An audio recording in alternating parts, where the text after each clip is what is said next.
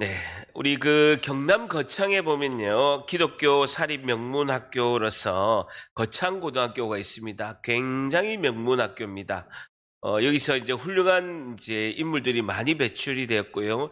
정치, 경제뿐만 아니라 정말 위대한 인물들이 많이 배출됐습니다. 목사님들도 이 거창고등학교에 이제 서울이나 부산이나 이렇게 사시면서도 이 거창고등학교에 이렇게 다니신 분들이 상당히 많이 있습니다. 거창고등학교 유명한 것 중에 하나가 거창고등학교 강당 뒤편에 보면 유리액자가 있습니다. 직업의 선택 10계명이라는 유리액자가 있는데 그 내용이 10가지가 이렇게 있습니다. 첫 번째는 월급이 적은 쪽을 택해라. 직업을 선택할 때, 직장을 선택할 때 월급이 적은 쪽을 택해라. 좀 아이러니하죠. 월급 많이 주는데 가는 것이 상식적인데 월급이 적은 쪽을 택하라. 두 번째, 내가 원하는 곳이 아니라 나를 필요로 하는 곳을 택해라 라는 것입니다. 보통은 내가 원하는 직장을 가려고 합니다. 내가 조금 실력이 좀 모자라도 더 좋은 직장, 내가 원하는 직장으로 가려고 하는데 내가 원하는 곳이 아니라 나를 필요로 하는 곳을 직장을 선택해라. 세 번째는 승진의 기회가 거의 없는 곳을 택해라 라는 것입니다. 승진이 잘 되고 직장에서도 출세하고 인정을 받으려는 것이 맞는데 승진의 기회가 거의 없는 곳을 택해라. 네 번째는 모든 조건이 갖추어진 곳을 피하고 처음부터 시작해야 하는 황무지를 택해라 라는 것입니다. 굉장히 좋고 다 준비가 되고 시스템이나 프로세스가 좋은 그런 회사보다는 내가 가서 이렇게 뭔가를 만들어야 하는, 개발해야 되는, 시작해야 되는 황무지가 있는 직장을 택해라. 다섯 번째는 앞을 다투어 모여드는 곳을 절대 가지 말고 아무도 가지 않는 곳을 가는 것이 좋다. 거창고등학교 4대, 5대, 6대 교장을 지낸 분이 이 10계명을 이제 졸업하는 학생들에게 늘 강당에서 이것을 늘 보고 마음에 새기게 해서 이제 사회로 나가게끔 그렇게 했습니다. 6절에는 장래성이 없다고 생각하는 곳으로 가고 7절에는 7번째는 사회적 존경을 바랄 수 없는 곳으로 가라. 8번째는 한가운데가 아니라 가장자리로 가라. 제일 중심에 있어서 있는 것이 아니라 가장자리로 가라. 9번째, 부모나 아내가 결사 반대하는 곳이면 틀림없다. 생각하지도 말고 의심치 말고 가라라고 하고 10번째는 왕관이 아니라 단두대가, 목을 내리치는 단두대가 기다리고 있는 곳을 가라라고 직업선택 10계명이 있는데 굉장히 유명합니다. 거창고등학교 하면 직업선택 10계명을 이렇게 할 정도로 이 학교는 이것으로 유명하죠. 여러분, 이 10계명은요, 인생은 무엇이 되느냐 보다는 어떻게 사느냐가 중요하다라는 교훈을 주고 있습니다. 여러분, 무엇이 되느냐? 나는 자꾸 무엇이 되려고 하거든요. 근데 인생은요, 저도 이제 50대 중반을 이렇게 넘어가고 있는데 어떻게 사느냐가 중요하다라는 것입니다. 10가지의 내용은 현재 세상에 우리가 가지고 있는 직업의 가치관과는요, 정반대 내용입니다. 월급이 적은 데를 가라, 아무도 인정하지 않는 데고, 시스템이나 그런 프로세스가 이제 안 좋은 데를 가고, 반대하는 곳이면 틀림없다, 거기를 가라. 정반대의 내용으로 이렇게 생각이 되어지죠. 정반대의 생각으로 삶을 사는 것, 생각하지도 못하는 상상으로 사는 삶이 인생을 돌아보면요, 너무나 맞는 경우가 많이 있습니다. 이걸 역설이라고 하죠. 저도 직장 생활을 23년 하고 회사에 임원까지도 했습니다. 많은 직원을 뽑아보고 많은 후배 직원들을 교육하고 또 많은 직원들과 일을 해봤습니다. 근데 지금 생각해 보면요, 거창고등학교의 직업선택 10계명이요, 너무나 맞는 것 같아요. 너무나 맞는 것 같다라는 생각이 이렇게 듭니다. 여러분, 하나님의 말씀 성경에도 보면요, 이런 역설적으로 인간의 이성이 전혀 상상하지 못한 단어가 등장하게 됩니다. 하나님의 말씀 성경을 보게 되는데 인간이 생각하고 있는 것과 정반대, 아니면 전혀 상상하지 못하는 단어가 두 단어가 등장합니다. 성경에서 그 단어는요, 창조와 부활입니다. 창조와 부활.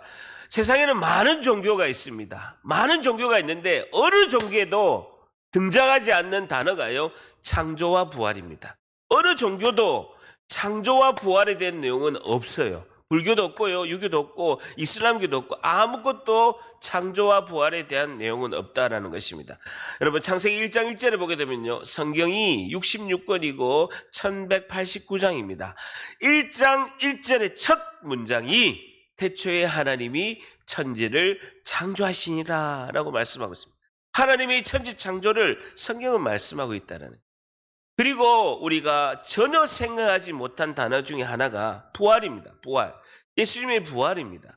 죽음과 사망의 권세를 이기고 3일 만에 여러분 소생한 사람은 많이 있습니다.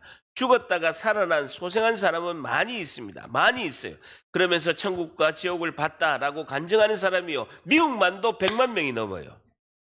응급실에서 천국과 지옥을 내가 죽었다가 살아나서 심폐소생술로 살아나서 지금 현재 미국만 해도 사복 인구 중에 100만 명이라는 사람이 천국과 지옥을 봤다라고 간증한 사람이 많을 정도로 소생한 사람은 많이 있습니다.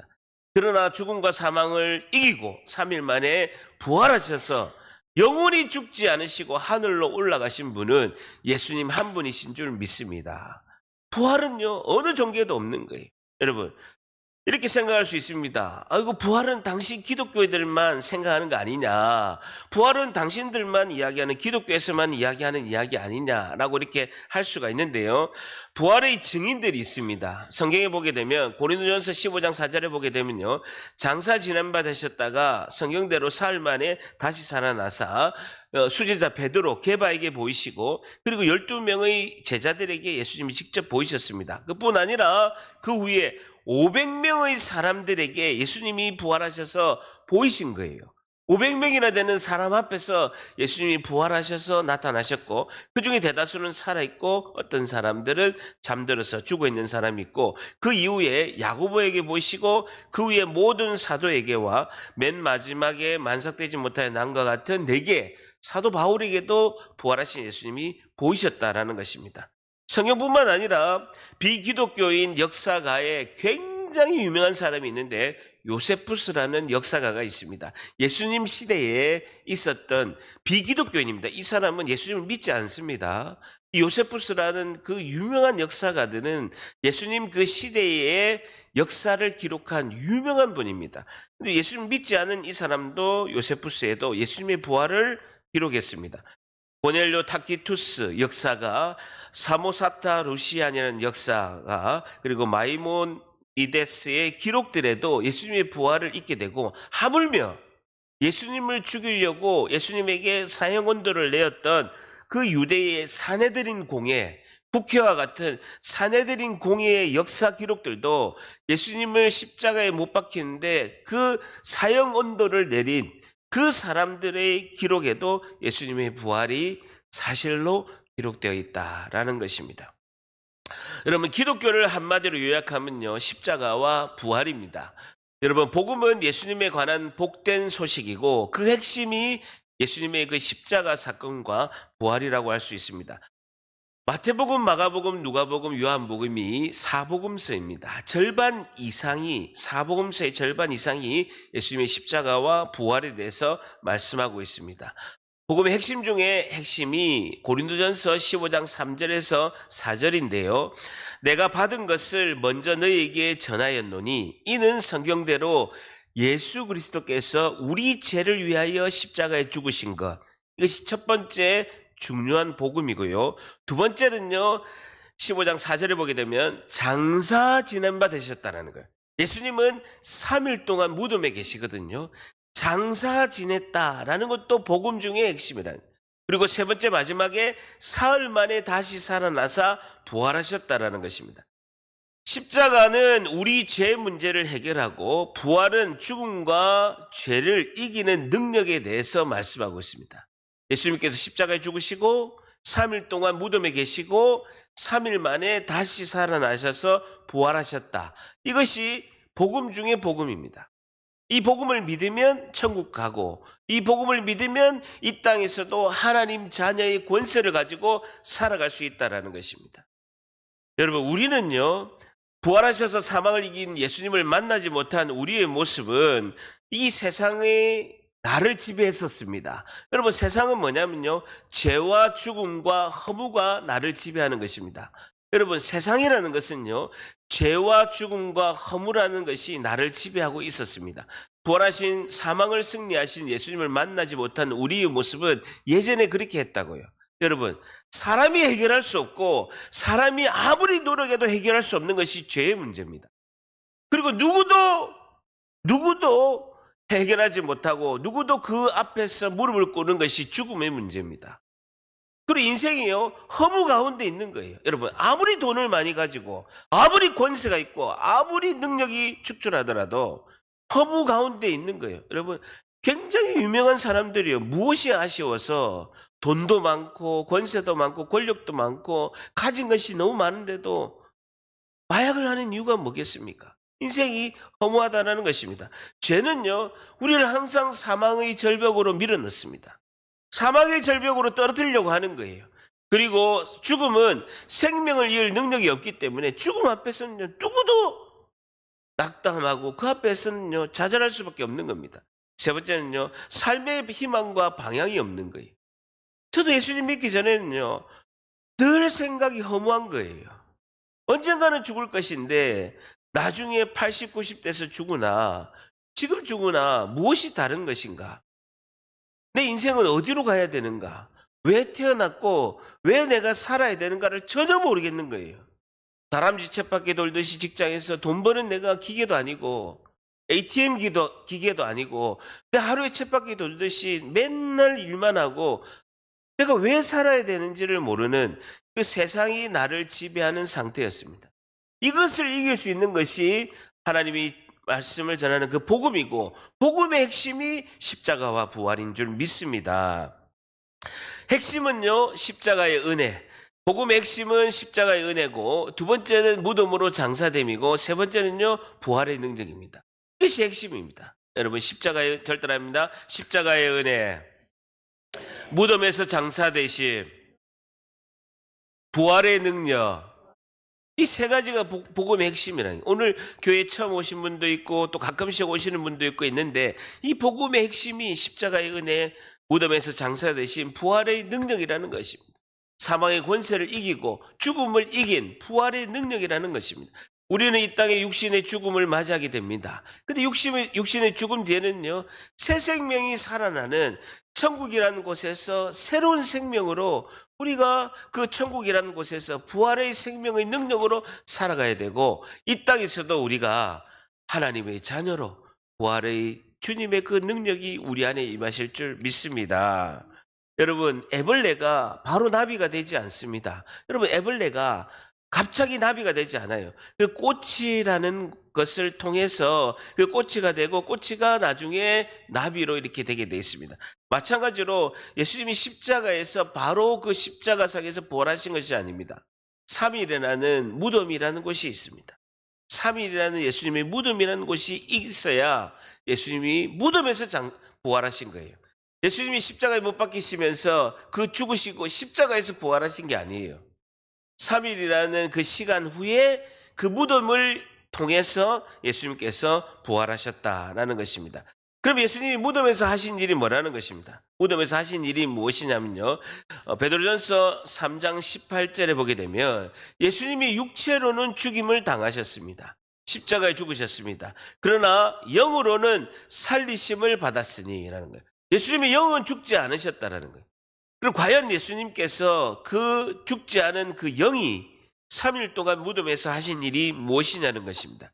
그것은 3장 19절 같이 있습니다. 시작. 그가 또한 영으로 가서 옥에 있는 영에게 선포하시니라.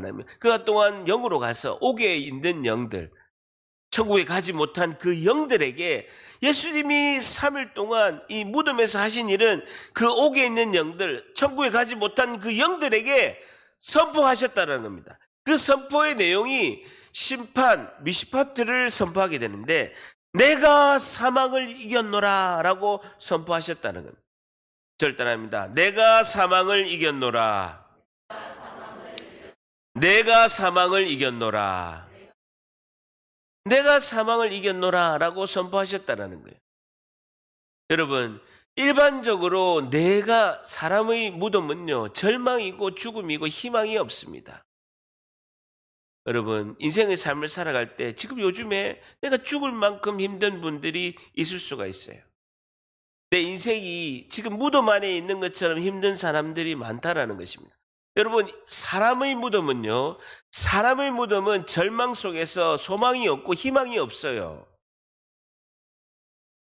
내 인생이 무덤같이 칠흑같이 어두운 경우가 많이 있다라는 것입니다. 인생을 살아가다 보면요, 무덤에 있는 것처럼 절망이 어둠의 터널이 끝이 안 보이는 경우가 있다라는 거야. 근데 예수님 무덤은 우리 무덤하고 다르다라는 거예요. 예수님 무덤은 우리 무덤과 다르다라는 거예요. 예수님 무덤은요, 사망 권세를 이기고 내가 사망을 이겼노라라고 하는 승리의 무덤인 줄 믿습니다. 부활을 앞둔 믿음이에요. 부활을 앞둔 그 무덤이라는 것입니다. 그래서 내가 칠흑같이 어두운 무덤의 상태의 인생의 삶이 살고 있다면 빨리 예수님 무덤으로 가야 되는 거예요. 여러분 어떻게 하면 내 무덤이 내가 무덤과 같은 내 무덤 속에 있는 내가 예수님 무덤으로 갈 수 있겠습니까? 여러분 어떻게 하면 내가 지금 힘든 무덤 속에 있는 것처럼 힘든 어둠의 터널과 같은 그 절망 속에 있는 죽음과 사망 속에 있는 그런 무덤에 있는 내가 어떻게 하면 예수님 무덤은 다르다라는 거예요. 부활을 앞둔 무덤이고 그리고 천국 가지 못한 영들에게 내가 사망을 이겼노라 승리의 무덤이라는 겁니다. 어떻게 하면 내 무덤에서 예수님 무덤으로 갈 수 있느냐는 것이죠. 어떻게 갈 수 있습니까? 포항역에서 KTX 타면 되잖아요. 포항역에서 KTX 타면 갈 수 있잖아요. 그게 아니라는 것이죠. 자, 그것이 장사복음입니다. 내 무덤에서 예수님 무덤으로 가야 됩니다. 여러분 시편 51편 4절 다윗의 고백입니다. 한번 같이 읽습니다. 시작. 내가 주께만 범죄하여 주의 목전에 악을 행하여 싸우니 주께서 말씀하실 때에 의로우시다 하고 주께서 심판하실 때에 순전하시다 하리이다 라고 이렇게 고백하고 있습니다. 이 내용은 뭐냐면요, 다윗이 정말 하나님께서 내 마음에 합한 자다, 다윗처럼 이뻐 죽겠다 하는 사람이 없다 할 정도로 하나님께서 다윗을 이뻐하셨어요. 내 마음에 꼭 든다. 자녀도 보면 내 마음에 꼭 드는 자녀가 있잖아요. 없습니까? 창세일에 없습니까? 그래도 그렇게 좋아하신 거예요. 그런데 다윗이 하나님께 큰 범죄를 한 거예요. 자기의 충신 중에 충신, 자기 밑에 있는 장군 우리아의 아내 밧세바를 범하면서 죄를 지은 거예요. 그 밧세바를 범할 때 아기가 임신이 된 거예요. 그래서 아들이 태어난 것입니다. 아들이 어느 날 갑자기 시름시름 앓는 거예요. 그래서 다윗이 금식하면서 기도합니다. 하나님, 이 아이를 살려달라고. 엎드려 금식하면서 베옷을 입고 머리를 풀고 하나님께 기도합니다. 살려달라고. 하나님께서 그 아이를 살리지 않으셨어요. 그런데 다윗이 금식을 풀고 몸을 깨끗하게 씻고 본인이 단정하면서 그 다윗의 고백이 시편 51편 4절입니다. 내가 주께만 범죄하여 주의 목전에서 내가 악을 행했습니다. 주께서 말씀하실 때에 이 모든 것은 의로우십니다. 주께서 심판하실 때에 순전하십니다 라고 다윗이 고백하고 있습니다. 하나님은 언제나 옳습니다라는, 의로우시다라는 겁니다. 짜다크라는 단어가 내가 내 무덤에서 죽을 만큼 힘든 이 내 무덤에서 예수님 무덤으로 갑니다 라는 이 예수님 무덤으로 가는 이 모든 길은 나의 입술의 고백이 하나예요. 하나님은 언제나 옳습니다 라는 것이죠. 저를 따라합니다. 하나님은 언제나 옳습니다. 힘들어도 내가 빨리 내 무덤에서 탈출하고 승리의 예수님 무덤으로 가서 부활을 앞둔 예수님 무덤으로 가려면 그 방법은 단 하나라는 거예요. 하나님은 언제나 옳습니다라고 고백하면 내 무덤에서 예수님 무덤으로 가는 줄 믿습니다. 이게 중요한 거예요. 여러분 고난이 많습니다. 저도요, 목사 되기 전에 또 목사가 되고 또 이렇게 전도사하고 이렇게 주님께 헌신한다고 가는 길, 그 모든 과정마다 힘든 일들이 많이 있었어요. 근데 저의 입술의 고백은 하나님의 뜻이 있겠지. 하나님의 선하신 뜻이 있겠지. 그럼에도 불구하고 하나님은 언제나 옳습니다. 이 입술의 고백을 하면요, 내 마음에 진짜 콘크리트 같은 무거운 마음의 짐들이 다 벗어지고 내 마음에 평화와 평강이 있고 그 부활하신 예수님의 승리를 앞둔 마음처럼 그 놀라우신 은혜가 우리에게 덧입혀질 줄 믿습니다. 이 핵심은요, 이 십자가 은혜, 무덤에서 장사되신 부활의 능력입니다. 십자가는 죽은 우리를 살리시는 그 은혜고, 예수님이 3일 동안 무덤에서 장사되시면 절망 가운데서 희망과 부활의 그런 소망 가운데로 나아가는 것입니다. 이것이 하나님은 언제나 옳습니다. 부활로 나아가는 것이죠. 마지막 세 번째는요, 부활을 얻은 우리가 이 땅에 살아가면서 악한 세력들을 이기고 세상을 담대히 이기면서 나아갈 수 있는 능력은 부활의 능력인 줄 믿습니다. 부활의 능력이에요. 부활이 그만큼 중요하다는 겁니다. 예수님의 그 십자가 사건은요, 죄 없는 예수님께서 하나님의 아들이시기 때문에 예수님이 죄가 없으신 거예요. 우리의 죄를 지시기 위해서는요, 예수님이 십자가에 우리 죄를 다 지시고 우리의 죄를 위하여 십자가에 죽으시기 위해서는요, 예수님이 죄가 없으셔야 되는 거예요. 예수님이 죄가 없으셔야 하나님의 아들이시고 죄가 없으셔야 우리 죄를 대신한 거예요. 여러분, 죄인의 죄를 대신할 수가 없습니다. 여러분, 자기 죄도 해결하지 못하는데 누구 죄를 해결하겠습니까?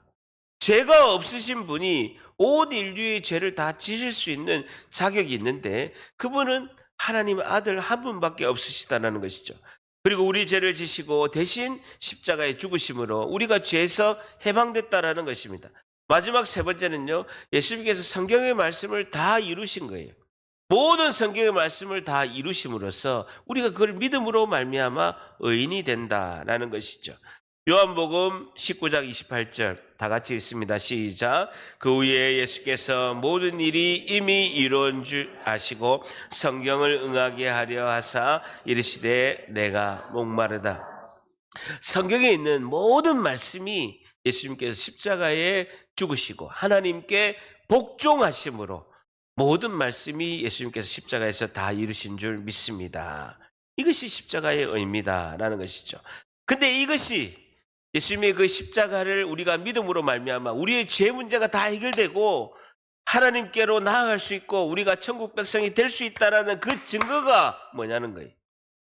여러분, 2000년 전에 30살 되신 한 사람이 자신이 하나님의 아들이고 너희들의 죄를 내가 다 해결하고 내가 죽음으로 말미암아 너희들의 죄 문제를 내가 다 해결하겠다라고 외친 분이 계신 거예요.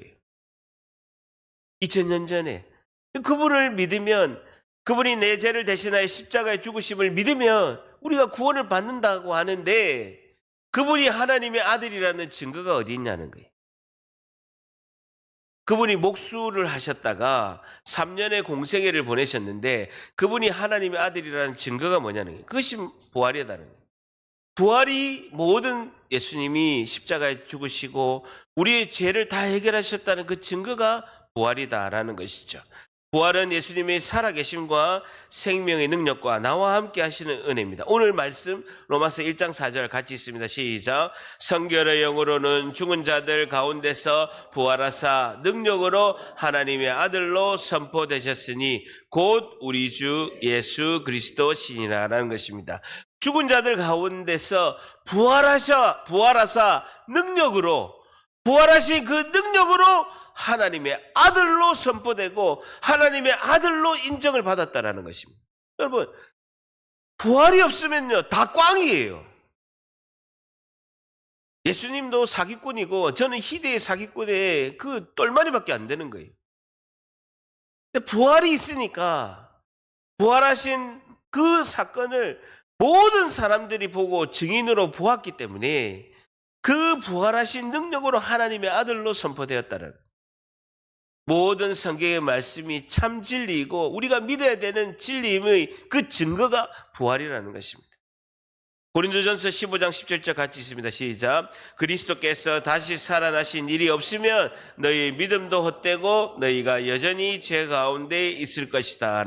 예수님께서 다시 살아난 부활이 없으면 너희 믿음도 다 헛되고 너희가 여전히 죄 가운데 있고 죄 문제가 해결되지 않고 천국의 백성이 될 수 없다라는 것이죠. 우리의 삶의 목표는 부활하셔서 살아계신 예수님을 매일 만나고 성령의 인도하심을 받는 것이다 라는 것입니다. 절대합니다. 예수님을 매일 만나고 성령의 인도하심을 받는다. 요한복음 2장 22절에 죽은 자 가운데서 살아나신 후에야 제자들이 이 말씀하신 것을 기억하고 성경과 예수께서 하신 말씀을 믿었더라 라고 말씀하고 있습니다. 제자들이 12명이 있었는데 예수님의 말씀을 이해를 못한 거예요. 이해를 못했는데 예수님께서 죽은 자 가운데서 부활하신 이후에야 제자들이 예수님이 그때 이렇게 말씀하신 의미가 이거구나. 예수님께서 자꾸 십자가에 죽으시고 내가 3일 만에 살아나리라 하고 말씀하신 것이 이것이었구나 라고 믿었다라는 것입니다. 사람의 가장 큰 두려움은요, 죽음입니다. 과학도 의학도 죽음을 극복하고 정복하지 못했습니다. 여러분, 아무리 좋은 약이 있어도 죽음을 극복한 사람은 없습니다. 죽음을 해결할 가능성은 없습니다. 아무리 좋은 약과 좋은 주사를 먹어도 죽음 앞에서는 죽음을 해결하고 죽음을 능가할 수는 없는 것입니다. 그러나 죽은 나사로를 살리신 예수님께서 이렇게 말씀하셨습니다. 요한복음 11장 25절 예수께서 이르시되 나는 부활이요 생명이니 나를 믿는 자는 죽어도 살겠고 라고 이렇게 말씀하고 있습니다. 그리스도인들은 부활의 소망을 가지고 살아가는 사람이다 라는 것이죠.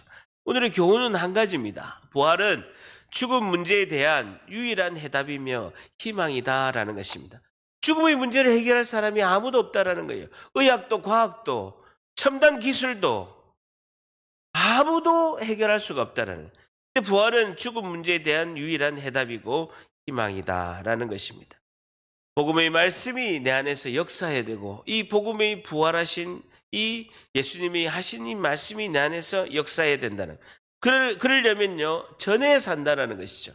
고린도전서 9장 14절에 같이 한번 읽습니다. 시작. 이와 같이 주께서도 복음 전하는 자들이 복음으로 말미암아 살리라 명하셨느니라. 16절 있습니다. 시작. 내가 복음을 전할지라도 자랑할 것이 없으면 내가 부득불할 임입니다. 만일 복음을 전하지 아니하면 내게 화가 있을 것이다 라고 말씀합니다. 내가 내 자유로 이것을 행하면 상을 얻으려니와 내가 자유로 하지 아니할지라도 내가 복음을 전하는 사명을 받았다라는 겁니다. 그리고 자꾸 전해야 되는 거예요.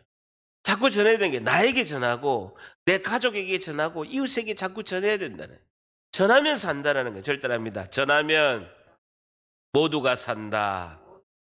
다시 한번 복음을 전하면 모두가 산다.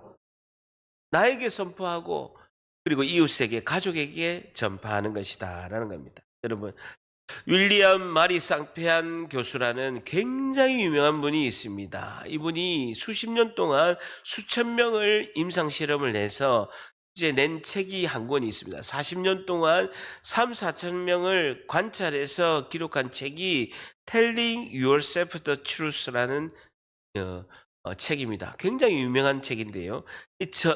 진리를 선포하고 진리를 전할 때 그 엄청난 효과가 있다라는 겁니다. 단 한 번만 전해도 30%의 효과가 있고 반복적으로 전하면 95%의 효과가 있다라는 겁니다. 여러분, 담임 목사가 왜 성령 충만한 줄 압니까? 매주 설교하잖아요.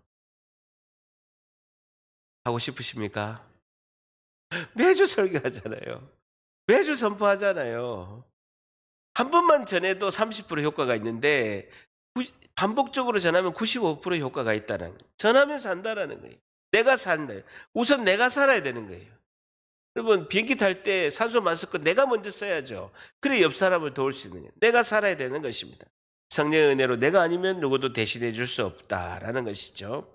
우리가 너무나 잘 아는 요한복음 3장 16절, 불신자도 잘 아는 말씀입니다. 같이 읽습니다. 시작. 하나님이 세상을 이처럼 사랑하사 독생자를 주셨으니 이는 그를 믿는 자마다 멸망하지 않고 영생을 얻게 하려 하심이다. 한번 더 읽습니다. 시작. 하나님이 세상을 이처럼 사랑하사 독생자를 주셨으니 이는 그를 믿는 자마다 멸망하지 않고 영생을 얻게 하려.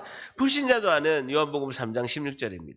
하나님 이 복음의 모든 핵심적인 내용과 성경의 내용이 엑기스를 한다면 요한복음 3장 16절에 다 있는 것입니다.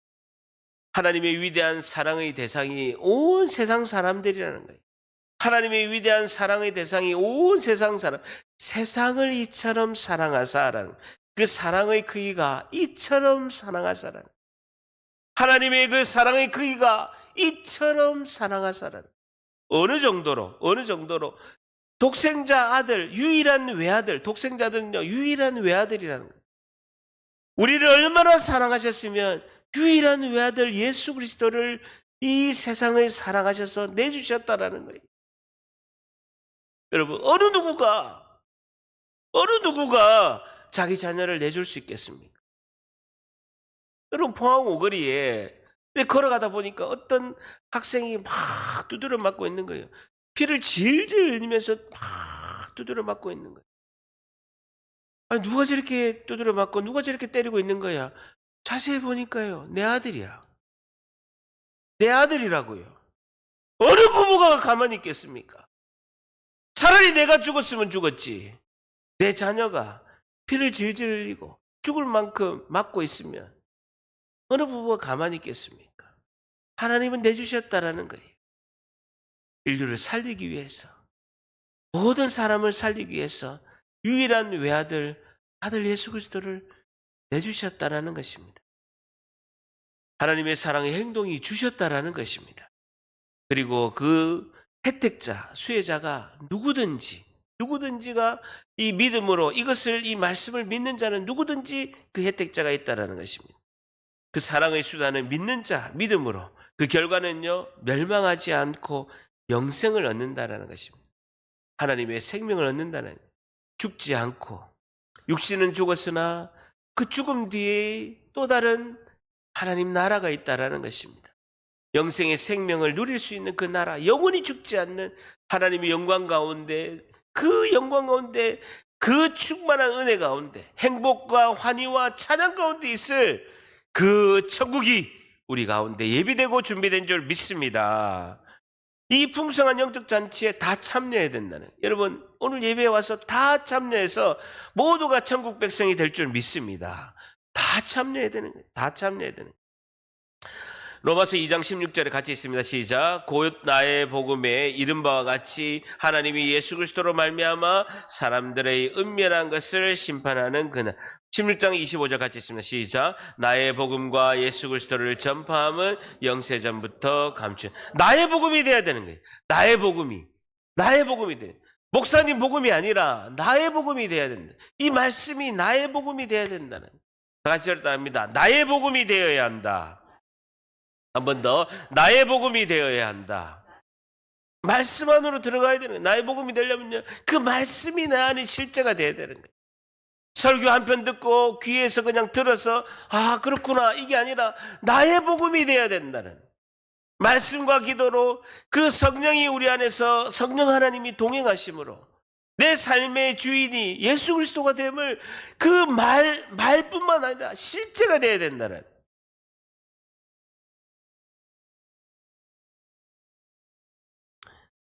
그 실제가 되려면요, 하나님의 심정을 깨달아야 됩니다. 출애굽기 34장 6절 같이 있습니다. 시작. 여호와께서 그의 앞으로 지나시며 선포하시되 여호와라 여호와라 자비롭고 은혜롭고 노하기를 더디하고 인자와 진실이 많은 하나님이라 라는 것입니다. 이 인자라는 단어, 헤세드라는 단어인데 값없이 주시는 하나님의 은혜입니다. 구약에서 한 단어를 딱 하라면요 240번 나온 헤세드의 은혜라는 것입니다. 자비롭고 은혜롭고 노하기를 더디하고 인자와 진실이 많은 하나님이라는 것입니다. 어느 누구가 하나님 앞에서 나는 떳떳합니다. 나는 아무런 죄가 없습니다. 나는 선합니다 할 사람이 아무도 없다라는 것입니다.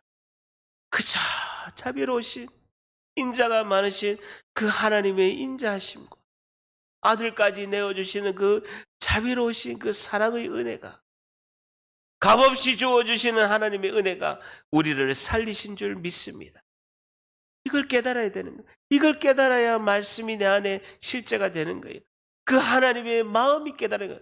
자녀가 부모의 마음을 알게 되면요, 건강할 수가 없는 거예요. 엄마 아빠가 이렇게 고생해서 나를 이렇게 키워주는, 그 부모의 마음을 헤아릴 때 자녀가 올바로 가듯이 하나님의 마음을 깨달을 때 하나님의 말씀이 우리 가운데 실제로 역사하실 줄 믿습니다. 다윗이 이렇게 고백했습니다. 여호와여, 위대하심과 권능과 영광과 승리와 위엄이 다 주께 속하였다는, 천지에 있는 것이 다 주의 것이라는 것입니다. 여호와여, 주권도 주께 속하였고 주는 높으사 만물의 머리가 되신다는, 모든 것이 하나님의 손에 달려있다는 거예요. 나의 기쁨과 슬픔과 행복과 환희와 그 넘치는 행복과 때로는 고난과 고통과 좌절과 그런 절망 가운데 이 모든 것이 하나님의 손에 달려있는 줄 믿습니다. 하나님이 주권을 잡고 계시는 거예요. 우리가 간절히 소망하는 것은 하나님, 나를 불쌍히 여겨주세요. 하나님, 인자와 헤세드의 자비를 베풀어 주세요. 하나님, 저를 불쌍히 여겨주세요. 여러분, 제가 수요일마다 지난주에 4일 동안 우리가 저녁 기도회 때마다 외친 것은 하나입니다. 하나님, 우리 교회를 불쌍히 여겨주세요. 성도 한 명 한 명 불쌍히 여겨주시고 자비와 긍휼을 베풀어 주시고 모든 것이 주님의 손에 달려 있습니다. 불쌍히 여겨주세요라고 하나님의 그 권능의 능력, 부활하신 예수님의 그 능력에 우리가 소망을 가지고 기도할 줄 믿습니다. 12절 같이 있습니다. 시작. 부하기가 주께로 말미암고 또 주는 만물의 주제가 되사 손의 권세와 능력이 있사오니 모든 사람을 크게 하심과 강하게 하심이 주의 손에 있나이다 라는 것입니다. 제가 우리 아들 유학 보낼 때 아빠는 돈 줄 게 하나도 없다 그러면서 손에 봉투를 마지막에 출국장 갈 때 손에 봉투를 줬죠. 우리 아들은 한 300불 주는 줄 알고 기대했다라고 합니다. 제가 적어준 건요, 역대상 29장 11절 12절 말씀을 적어준 거예요. 나는 줄 게 없다. 부하기가 주께로 말미암고 주는 만물의 주제가 돼서 하나님의 손에 권세와 능력이 있으니까 하나님한테 다 써라. 하나님이 다 주신다. 지금까지요, 지금 우리 아들 28이거든요. 8년이 됐는데 돈 한 푼 준 적이 없습니다. 그런데요, 시카고에서 그 넓은데 45평에 살아요. 차도 있고요. 저는 30평 사는데 간증을 하더라고요. 아빠 미워. 300불인 줄 알았더니 말씀을 줬다고. 우리 하루에도 흥하게도 하시고 망하게도 하시고 하나님의 권능의 손길 안에 붙들린 줄 믿습니다. 여러분, 아주 유명한 교수님이 있습니다. 리젠트 칼리지의 마르바던 교수가 있습니다. 그분의 이 책이 있는데요, 여러분 기회가 되면 꼭 이 책을 사서 읽으시면 좋습니다. 약할 때 기뻐하라. 절 따라합니다. 약할 때 기뻐하라. 이분이 이렇게 고백했습니다. 이 책에 의미 없는 고난은 없다. 하나님이 눈물을 씻기실 때라고 이렇게 얘기하면서 우리가 자신의 능력을 뭔가 할 수 있는다라고 이렇게 생각하고 그럴 때 우리는 자신 안에서 일하시는 하나님의 능력을 깨달을 수 없다라는 겁니다. 내가 할 수 있고 내 능력이 내가 젊고 내가 이렇게 잘하니까 내 능력이 있고 내가 이렇게 이만큼 공부하고 이렇게 잘했으니까 이렇게 할 때 우리 자신 안에서 일하시는 하나님의 능력을 깨달을 수가 없다라는 거예요. 그러면서 그러나 약함 때문에 자신이 하라는 일을 할 수 없을 때 하나님, 내가 할 수 있는 능력이 없습니다. 주님이 하시고 부활하신 주님이 나와 함께 하셔서 해주세요 라고 이렇게 고백할 때 우리는 더 이상 자신의 약한 능력으로 싸우지 않아도 된다는 것입니다. 그때 예수 그리스도는 우리를 하나님의 뜻에 맞출 수 있게 되고 우리는 성령 하나님의 손에 맡겨진 그릇이 된다라고 이렇게 말씀하고 있습니다. 여러분, 우리에게는 힘이 없어요. 여전히 세상은 죄와 사망과 그 허무가 우리를 짓누르고 있습니다. 그러나 우리는 연약하고 약하나 생명의 부활의 능력이 되신 예수님이 우리를 붙잡아 주시면 우리는 하나님의 자녀의 권세가 있는 줄 믿습니다. 이번 한 주도 부활하신 예수님 붙잡아 담대히 승리하시는 우리 모두가 되시기를 주님의 이름으로 간절히 축복합니다. 끝! 네.